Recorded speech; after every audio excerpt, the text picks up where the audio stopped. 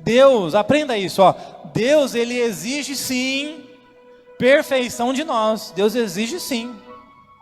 Tem muita gente que fala besteira. Ah, Deus não exige perfeição, não. Não.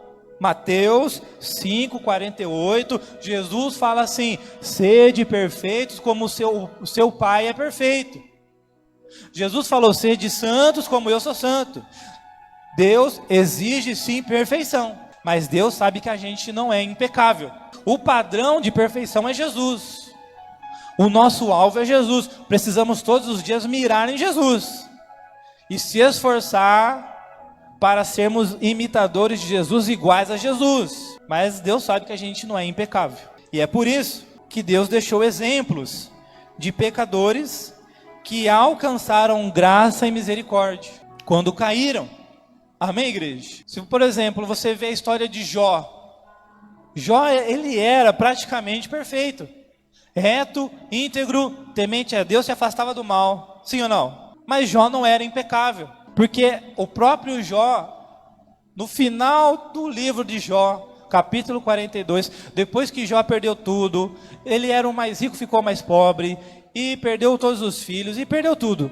E ficou num buraco, coberto de pó e cinzas, com a pele cheia de tumores. Aí Deus apareceu para ele, e aí ele entendeu: ah, agora eu entendi o porquê que eu precisei passar por tudo. É porque eu não conhecia o Senhor. Antes eu conhecia o Senhor de distância, apenas de ouvir falar, mas agora os meus olhos te veem. Jó era praticamente perfeito, mas não era impecável, porque Jó não tinha intimidade com Deus. Depois que Jó aprendeu a ter intimidade e relacionamento com Deus, Jó recebeu porção dobrada de tudo que foi tirado dele. Levanta a mão que eu vou profetizar. Mas eu profetizo, meu irmão, em nome do Senhor Jesus, que quando você entender que o segredo está na intimidade, o segredo está no relacionamento profundo com Deus, meu irmão, você também vai viver porção dobrada na tua vida. Você também, a restituição dobrada do Todo-Poderoso também vai alcançar a tua vida em nome de Jesus. Só quem crê, dá um glória a Deus. Então, meu irmão, para a gente encerrar agora, Davi, ele se arrepende, mas Davi é perdoado, mas as consequências permanecem. A Bíblia diz que quando Davi tem relações com a Batseba, mulher de Urias, ela engravida. Depois de 9 meses, a criança, ela nasce, depois de uma semana ela morre. A Bíblia diz que um dos filhos de Davi, chamado Aminon, estupra a própria irmã chamada Tamar. A Bíblia diz que um outro filho de Davi, chamado Absalão, manda matar o seu irmão Aminon porque estuprou sua irmã. Olha só quanta desgraça aconteceu na vida de Davi. Absalão foge por 3 anos. Absalão, depois de 3 anos, retorna. E só depois de 2 anos que Absalão voltou, é que Davi aceitou se encontrar novamente com Absalão.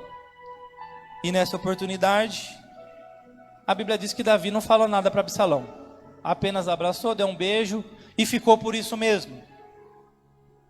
E isso, essa falta de autoridade de Davi deveria ter feito alguma coisa para Absalão, uma punição, um castigo, algo severo, mas foi pior. Davi não fez nada, foi pior, porque Absalão agora, ele começa a armar uma conspiração contra o próprio pai.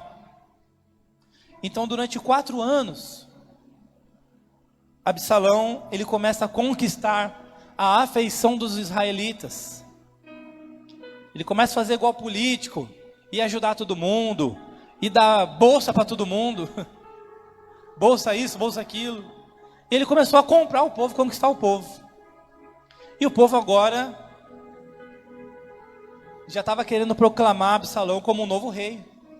E tudo isso aconteceu debaixo do nariz de Davi. Então chegou um dia que essa rebelião, ela ganhou tanta força, que Absalão se autoproclama rei de Hebrom, com o apoio de Aitofel, que era amigo e conselheiro de Davi, e tio da Batseba, e muitos seguidores. E também, meu irmão, um dos maiores erros de Davi foi também não ter pedido perdão a Aitofel. Aitofel era amigo de Davi. E Davi nunca pediu perdão, nunca falou nada. Me perdoa porque eu desonrei o teu nome, a tua família, a Batseba, mas eu me arrependi, eu vou casar com a Batseba. Também nunca foi falado nada. Então também Aitofel começou a alimentar ali um desejo de vingança. Aitofel se une a Absalão e agora explode a rebelião. A Bíblia diz que Davi, então, ele foge de Jerusalém para evitar um conflito direto contra o seu filho. Davi foge. Nessa fuga, a Bíblia diz que aqueles 600 que estavam com Davi lá na época da vaca magra, eles também agora seguem Davi e se unem com Davi para fugir juntamente com Davi. Então, meu irmão, certifique-se de que os 600 estejam sempre do teu lado. Se cerque, meu irmão, se cerque de pessoas confiáveis. Quando você faz uma festa, você pode ter certeza que até quem você não conhece vai vir na festa. Agora, quando você está, meu irmão, no meio da guerra, da luta, da prova, da dificuldade, da tribulação, da aflição, é apenas os 600 que vão caminhar do seu lado. É apenas os verdadeiros que vão caminhar do seu lado, meu irmão. Então certifique-se de ter pessoas, homens e mulheres de Deus caminhando do seu lado. E Davi disse assim: olha, talvez Deus me traga de volta e me deixe ver a arca da aliança novamente. No meio dessa fuga, a Bíblia diz agora, segundo Samuel 15:30, a Bíblia diz assim: e subiu Davi pela subida do Monte das Oliveiras, subindo e chorando, e com a cabeça coberta, e caminhava com os pés descalços, e todo o povo que ia com ele cobria, cada homem a sua cabeça, e subiam chorando, enquanto subiam. E é aí que Davi, ele compõe o Salmo 22. O Salmo 22 começa falando assim: Deus meu, por que me abandonaste? Só que aí depois reconhece que não foi Deus que abandonou, foi ele que abandonou a Deus. E no Salmo 22 Davi fala assim: olha, Senhor, o teu povo, toda vez que o teu povo clamou, invocou o teu nome, o Senhor foi o socorro bem presente na hora da angústia, e o Senhor começou a pelejar em favor do teu povo. Então o que Davi fez? Davi, meu irmão, ele estava mais ou menos uns 12 anos afastado de Deus. E por isso que Deus permitiu acontecer tudo o que estava acontecendo. Da mesma maneira que Deus tratou com Jó, Deus tratou com Davi. Deus tirou tudo de Davi. Para quê? Para extrair aquilo que estava adormecido dentro de Davi, que era um coração segundo o coração de Deus. É por isso que muitas vezes, meu irmão, Deus permite a gente passar por tanta coisa. É prova, é sofrimento, é tribulação, é angústia, é tudo. Por quê? Porque a gente se afastou de Deus. E Deus precisa permitir tanto sofrimento para extrair esse coração segundo o coração de Deus de dentro de nós. Esse coração contrito, quebrantado, coração que se humilha, coração que tem prazer de estar na casa do Senhor, coração que tem prazer em adorar, em buscar, em ter intimidade e relacionamento com Deus. Então Davi, meu irmão, ele ressuscitou, Deus ressuscitou Davi naquele dia. Aquele Davi que estava no meio das ovelhinhas adorando a Deus. Não tinha nada, mas era o maior adorador que tinha no planeta. Era o coração mais humilde e quebrantado que tinha ali no planeta. E ele não tinha nada. Então Deus ressuscitou Davi naquele dia, meu irmão. E Davi, então, ele... novamente, ele chora, ele se humilha, cobre sua cabeça, tira as suas sandálias, tira as suas vestes reais, né? Coloca vestes de humilhação, se humilha e começa a clamar, a orar, a adorar. E foi nesse exato momento, meu irmão, que Deus também, ele mudou toda a sentença sobre a vida de Davi. A Bíblia diz assim, ó: então declararam a Davi dizendo: também Aitofel está entre os que conspiraram com Absalão. Pelo que disse Davi: ó Senhor, peço-te que torne em loucura o conselho de Aitofel. Meu irmão, a Bíblia diz: Aitofel era um homem tão sábio, que quando Aitofel abria a boca, era a sabedoria de Deus, era o próprio Deus falando. Então Davi sabia, não, se o Aitofel der um conselho para o Absalão, a gente está perdido. Então o Senhor transforma em loucura os conselhos de Aitofel.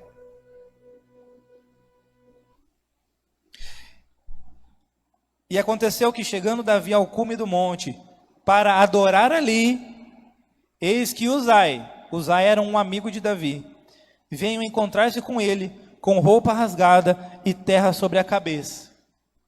Uzai falou assim: olha, eu também vou embora com você. Davi falou: não, eu confio em você. Seja um espião para mim, lá no meio de Absalão, lá no meio dos conselheiros de Absalão. Tenta confundir a cabeça de Absalão lá no meio. Eu confio em você. Então Uzai foi. A Bíblia diz, meu irmão, que Absalão conquistou o palácio. Absalão chamou Aitofel, chamou Uzai, os conselheiros, e falou: e agora? O meu pai fugiu, o que a gente vai fazer? Aitofel, ele falou assim: olha, agora vamos pegar 12.000 homens e vamos perseguir o teu pai. O teu pai está só com 600 homens, seu pai está cansado, eles estão cansados, tiveram que fugir às pressas, estão sem comida, sem água. Vamos apenas com 12.000 e vamos matar todo mundo e você vai ser o rei. Aí o Absalão falou: eu gostei desse conselho aí. Uzai, chama o Uzai. Uzai, você que era amigo do meu pai, o que você me diz? Uzai fala assim: olha, o conselho de Aitofel não é bom. Porque o seu pai, ele é experiente. O seu pai já venceu muitas guerras. Aqueles 600 que estão com seu pai são os 600 mais ferozes que tem Israel. Eles não vão ficar dando bobeira a eles, já estão escondidos. Você não vai achar eles. O melhor é você invocar todo o exército de Israel para pelejar contra o seu pai. Aí sim a vitória vai ser garantida. Então, na verdade, Uzai só estava querendo dar tempo para Davi fugir. E Absalão falou: nossa, eu gostei mais desse conselho. Aitofel, dessa vez, o seu conselho não foi bom não. Eu vou escutar o Uzai. A Bíblia diz, meu irmão, vamos ver se você vai dar um pulo da cadeira aí. A Bíblia diz: Absalão ouve o conselho de Uzai. Aitofel, ele fica tão abalado, que ele vai para sua casa, faz uma forca, coloca a cabecinha lá, pula e se enforca. E se mata. Perdoa a chance de dar glória a Deus, hein? Vou falar de novo, meu irmão, nessa manhã. Deus está confundindo as palavras de Aitofel. Tem alguém que crê? Que nessa manhã Deus está confundindo as palavras do inimigo. Ei, Deus está falando: meu filho, você não vai precisar fazer nada, você não vai precisar se vingar, você não vai precisar colocar as tuas mãos, porque o teu inimigo, o Aitofel, fica tranquilo, porque a forca que ele fez para te enforcar, ele vai cair na própria forca, diz o Senhor. Será que tem alguém que crê nessa manhã, meu irmão? que Deus está falando que o inimigo vai cair na própria forca? Só quem crê, dá um glória a Deus aí bem forte, meu irmão.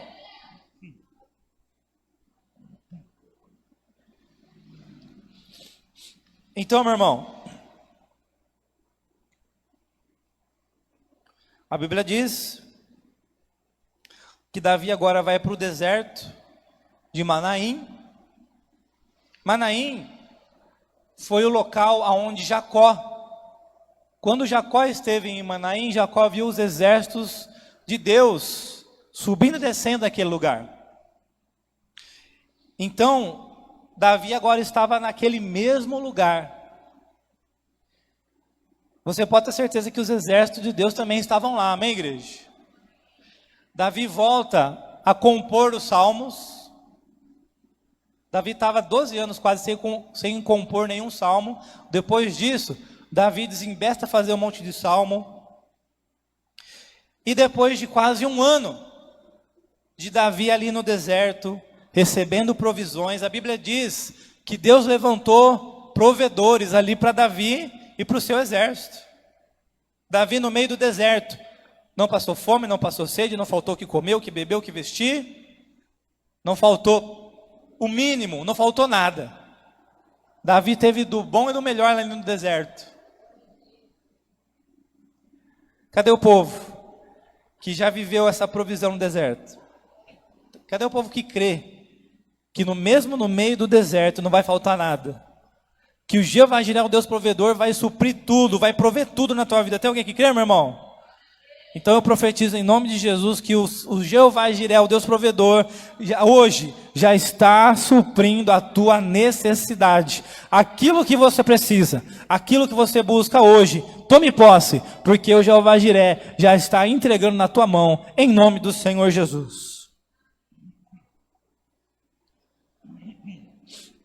Se coloca de pé, meu irmão.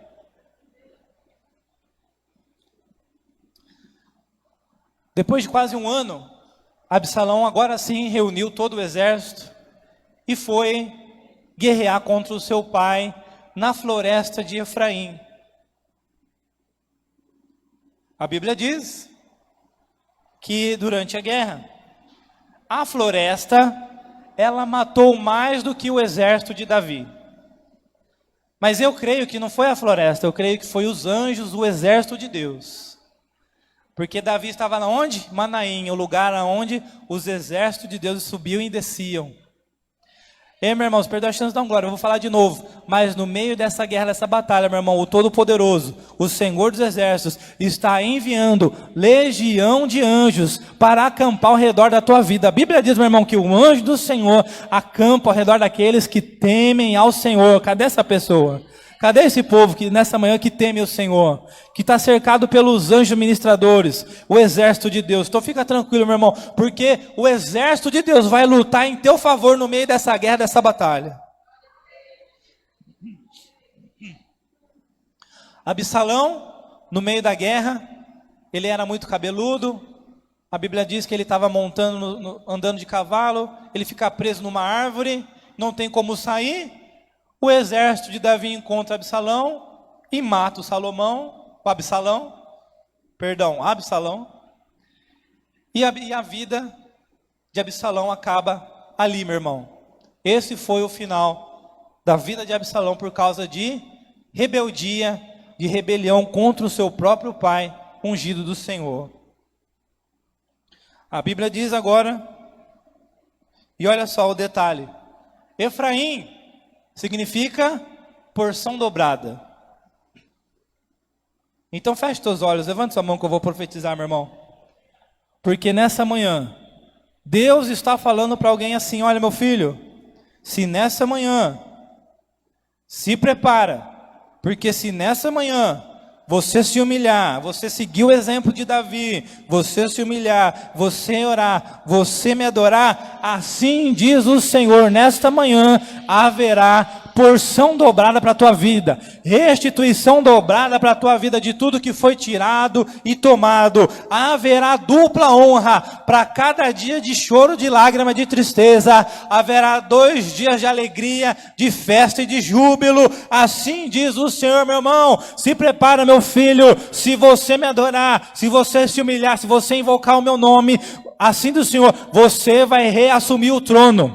Vai acabar, vai chegar ao fim esse tempo de deserto, esse tempo de cativeiro, e eu vou colocar você de volta na terra prometida. Se você se humilhar, se você orar, se você me adorar nesta manhã, assim diz o Senhor, meu irmão. E só quem crê, joga essa mão para o céu e comece a adorar o Senhor.